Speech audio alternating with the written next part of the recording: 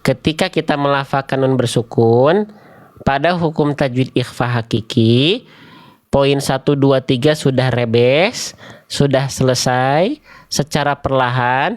Poin keempat, apa? Tidak diperhatikan kadar tebal tipis dengungannya.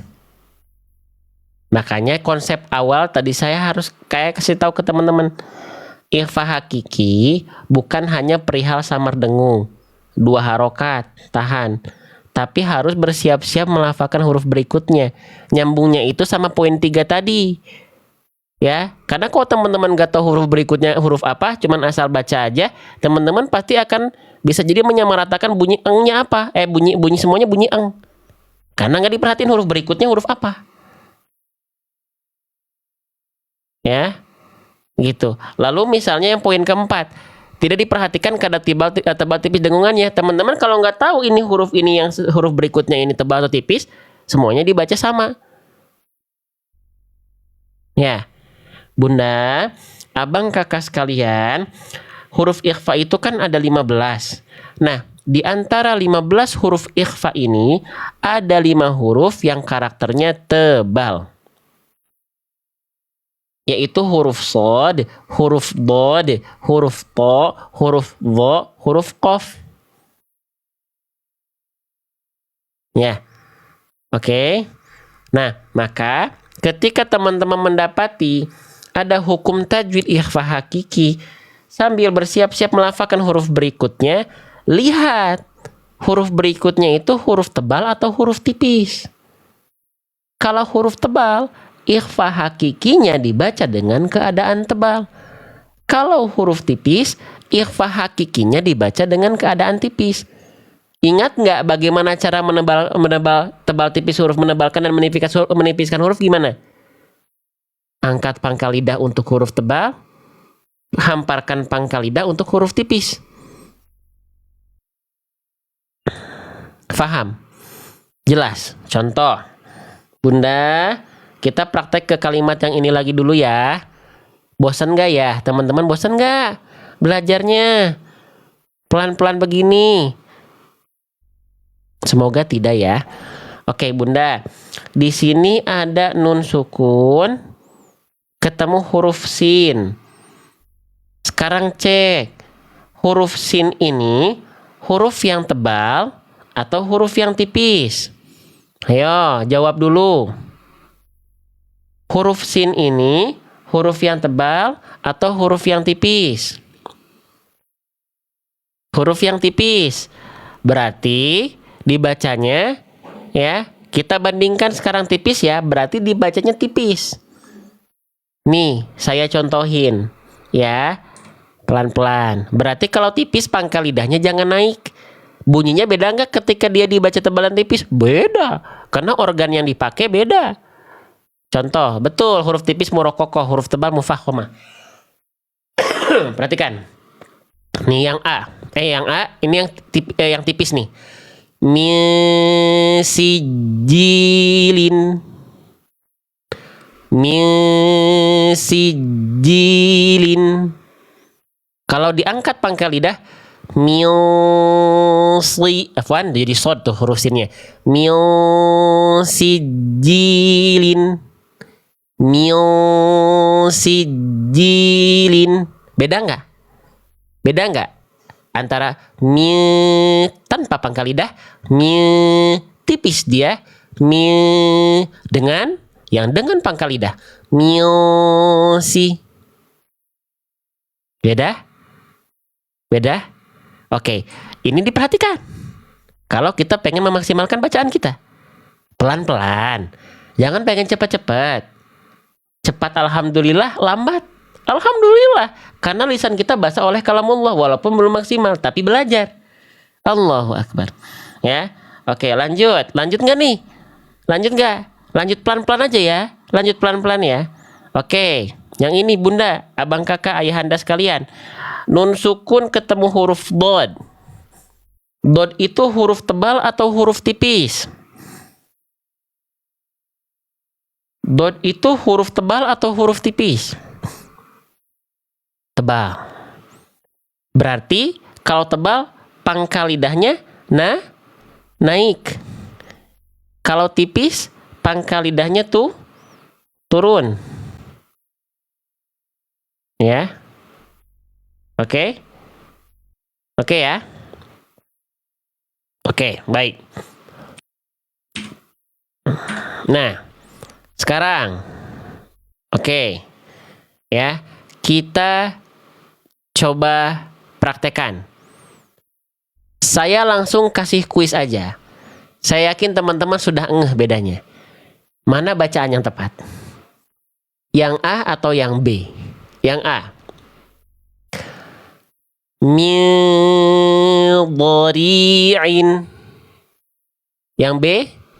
Midhari'in. Yang A. Midhari'in. Yang B. Midhari'in. Nah, yang B ya. Yang B teman-teman sekalian, Masya Allah ya, gitu. Yang B yang A. Masih ada jawab yang A? Yang B dong. Yang B teman-teman.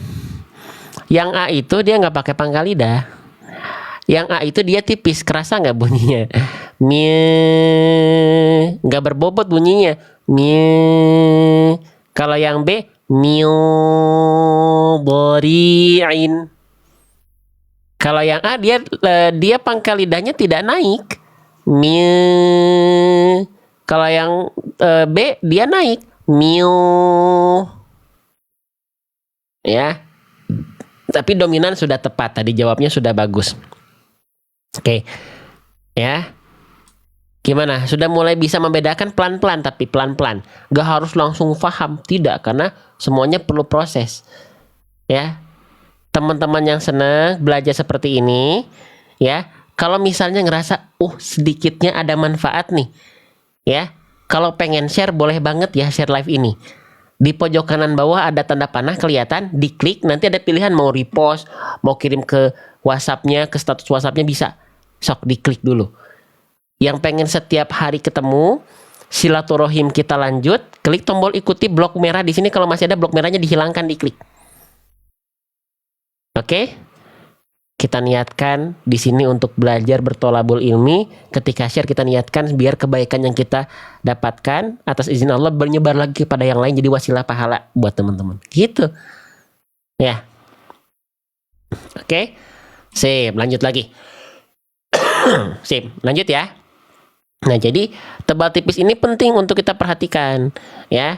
Jadi saya satu lagi deh. Satu lagi di kalimat ini ya. Ya. Nun sukun ketemu huruf shad. Perhatikan huruf shad itu apakah huruf tebal, huruf tipis, maka ikhfanya harus diperhatikan tebal tipisnya. Ya. Oke, sekarang kita contohkan. Mana pelafalan atau contoh yang lebih tepat? Yang A atau yang B? Siap. Yang A. Au salatihim. B. An salatihim. A.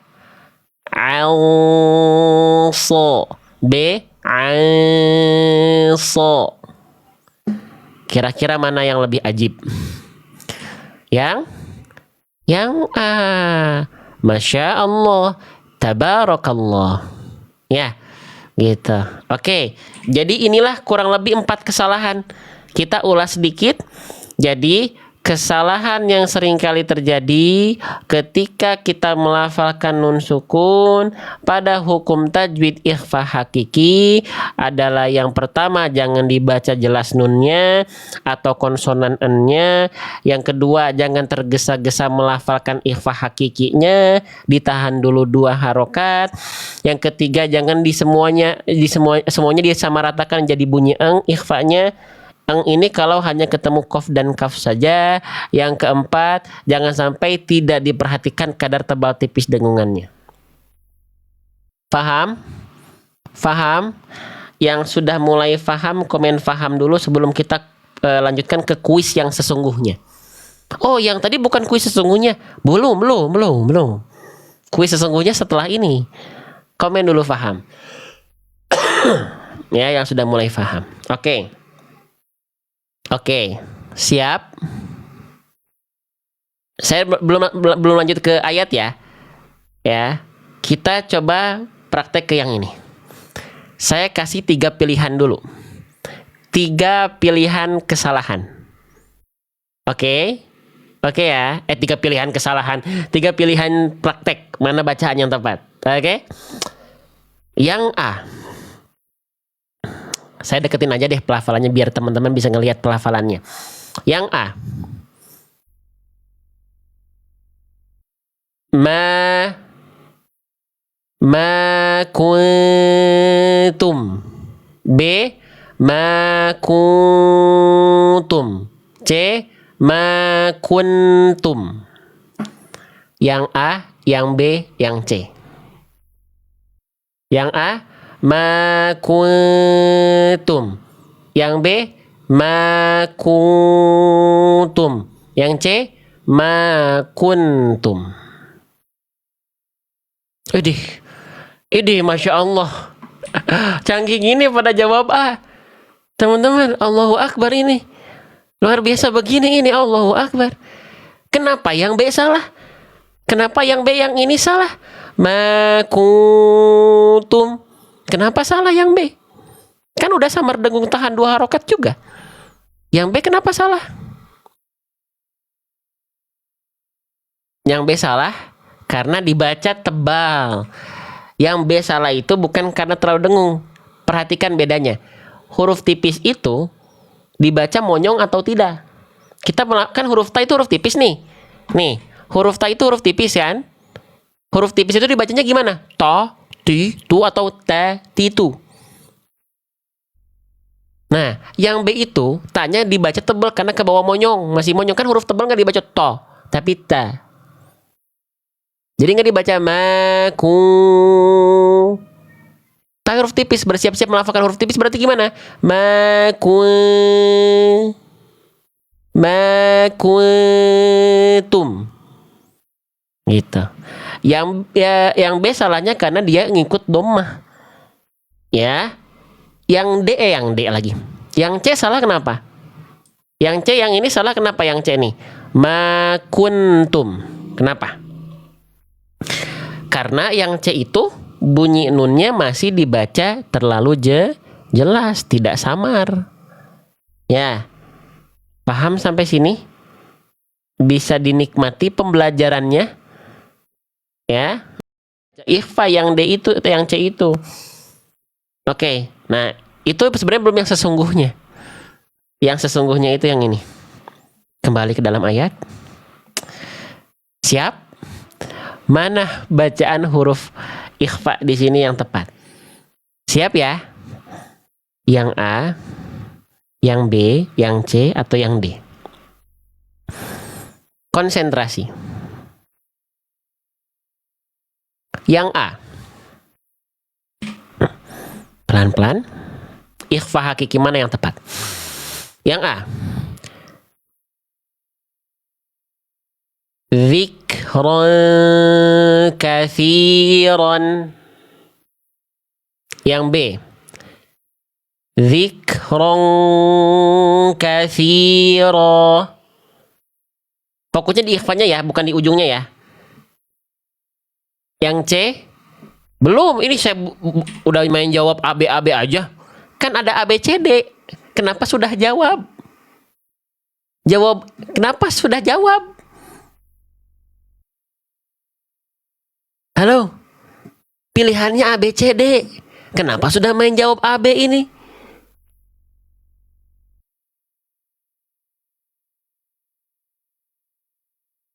Tahukah teman-teman? A dan B tadi karena sudah jelas nggak ada yang benar tadi bacaannya.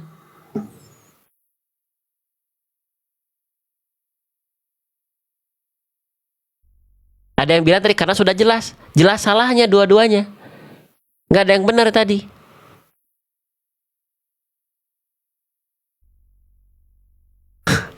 terlalu semangat ini. Ya, belum juga selesai saya nyontohin. Ya. Ayo, gimana? Ulang lagi ya. Saya kocok lagi, ulang lagi. Gimana? Ya. Tar dulu, sabar dulu. Tertib. Ya, A B C D. A B C-nya belum dibaca udah main jawab. Syukur kalau memang benar. Nggak ada yang benar jawaban yang tadi. Ya. Ulang. Dengerin dulu. Kalau teman-teman merasa ada yang benar, kalaupun ada yang benar, dibiasakan sabar dulu. Ya, warga-warga rakyat Indonesia, NKRI, tertib. Ya, yo. Yo, perhatikan. Oke, perhatikan. Ya, yang A, yang B, yang C, yang D. Dengerin dulu sampai akhir. Ya. Zikron katsira. Sabar, belum. Itu baru A. Yang B. Zikron katsira. Ya. Yang C. Zikron katsira. Yang D tuh, lihat Ibu Ayu tuh. Lo lihat Bunda Fatir, lihat. Teman-teman bisa lihat? Saya belum nyontohin yang D. Saya belum nyontohin yang D.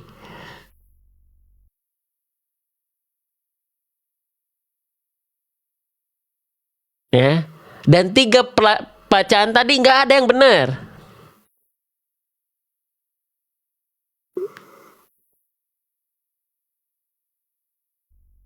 Ya. Nah, kita bisa tahu. Ya. Mau tertib itu susah. Walaupun online ya apa-apa. Ya. Kita bisa tahu hikmahnya apa. Tertib itu susah.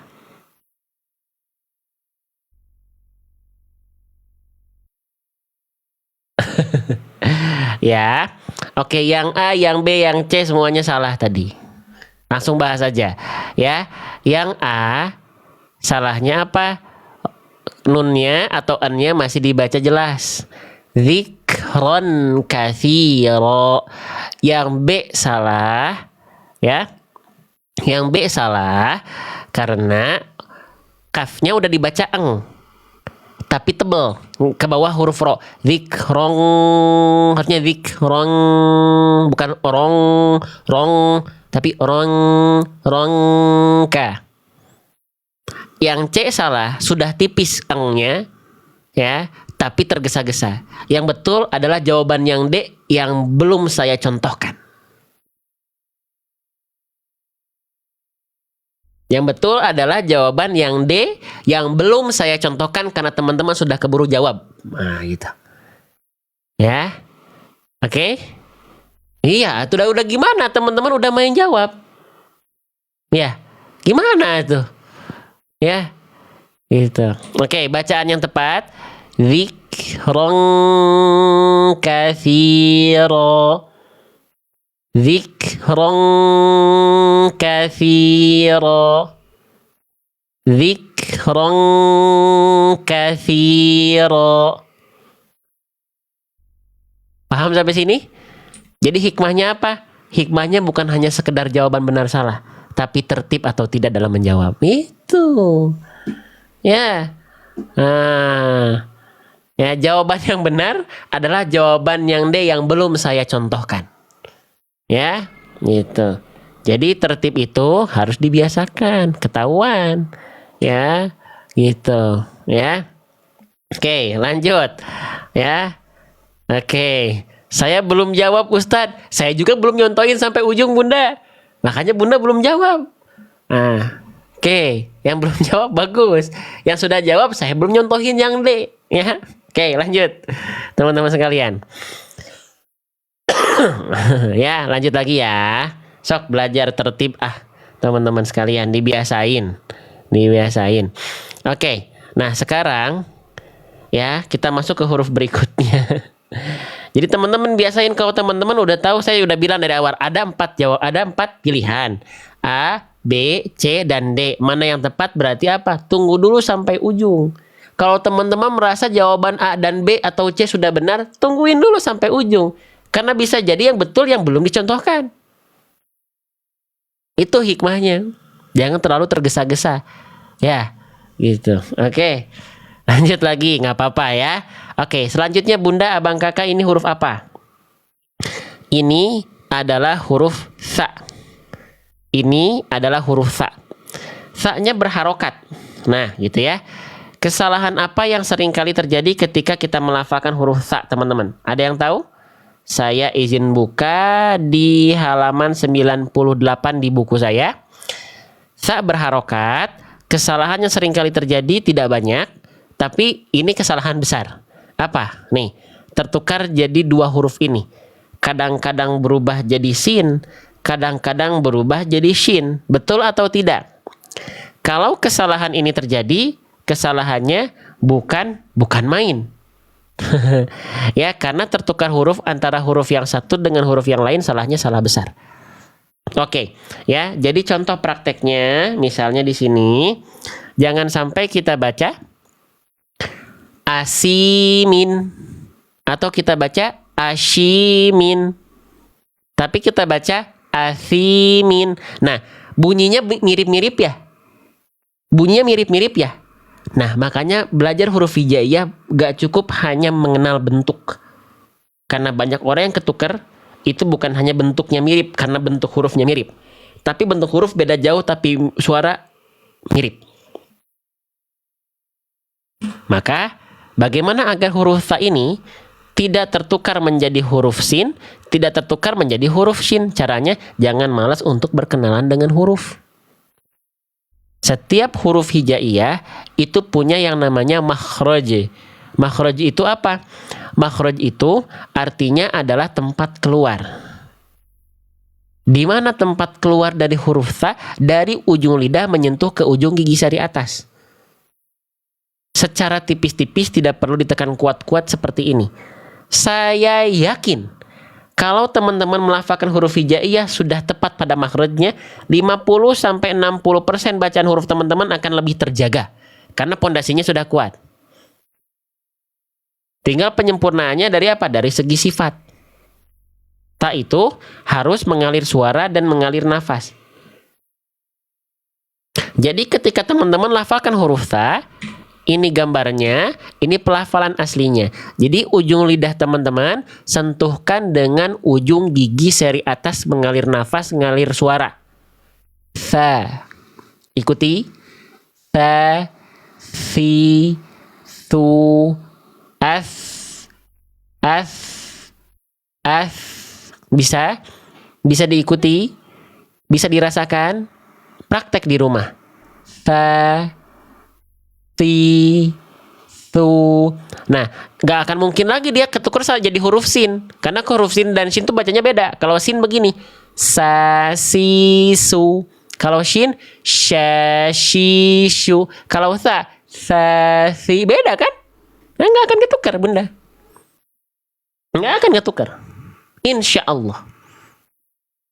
Kenali hurufnya, ya. Kenali dari segi bentuk dan bunyi, ya. Nah, sok sekarang coba ya. Nih, kita praktekkan mana bacaan yang tepat. Pasti teman-teman insya Allah dominan tepat. Fokus pada huruf sa. Mana bacaan sa yang tepat? Yang A, yang B, yang C. Yang A. Tu siruna. Yang B, tu siruna. Yang C, tu shiruna. Yang mana? Yang A, yang B, yang C.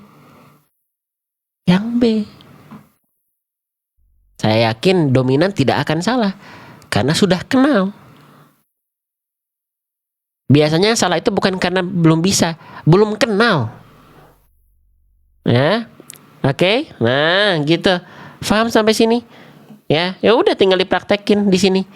Kasih, ya. Tuh, kasih, kasih, kasih. Ya. Oke, sip. Terakhir, fi-nya berapa harokat Bunda, Abang, Kakak? Fi-nya berapa harokat fi-nya nih? Ada kasroh, ketemu ya sukun, berarti kadar panjangnya 2 harokat. Kalau ada baris bawah, ketemu ya sukun, bacanya 2 harokat. Nama hukum tajwidnya mad tabi'i. Ya, mad tabi'i atau mad asli. Oke, katsiro gitu. Ya. Oke, terakhir Bunda, ro di sini berharokat fathatain. Apakah tetap dibaca katsiron atau tidak? Kan kita baca begini, dzikron katsiron. Nah, apakah dibaca katsiron atau tidak? Jawabannya tidak, karena ada hukum tajwid apa di sini? Ada hukum tajwid apa di sini? Di sini terdapat hukum tajwid, namanya adalah mad iwad. Ajib bener, Masya Allah. Mad iwad. Jadi mad iwad itu apa sih? Mad iwad itu keadaan ketika kita berhenti pada huruf hijaiyah yang berharokat fathatain. Kalau kasrotain dan dhammatain dia semua jadi sukun. Tapi kalau harokatnya fathatain, maka dia mad iwad. Jadi dibacanya seolah dibaca hilang, ya, baris fathahnya 1, jadi kayak ada fathah ketemu alif. Dibacanya 2 harokat, nama hukumnya mad iwad. Tapi mad iwad ini tidak tidak aktif apabila terjadi berhenti pada huruf ta marbutoh. Kalau ada ta marbutoh yang begini nih bentuknya, aduh mohon maaf tulisan hot saya mah kurang bagus ya, aduh. Yang begini nih, ya, yang begini. Nah, kalau berhenti pada huruf ta marbutoh yang begini, ya, atau yang begini nih, ya, nah begini, dia jadi sukun, hak besar sukun. Ya, oke, yang nggak paham nggak apa-apa, ikuti live kita secara rutin. Ya, biasanya nggak paham itu ada yang baru datang. Ya, gitu. Atau baru ikut belum nyampe. Kita di live TikTok itu udah 4 tahun, teman-teman. Ikuti secara rutin. Ya, karena nggak ada yang instan kecuali teman-teman bikin mie goreng. Ya. Saya mau nitip 1 kalau mau bikin mie goreng ya. Nah, gitu. Jadi ketika dibaca tidak lagi dibaca katsiron, tapi katsiro.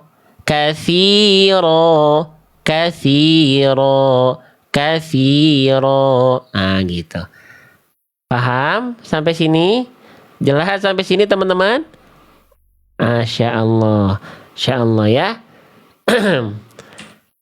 Oke, alhamdulillah, Masya Allah, ini udah mulai agak pening nih ya.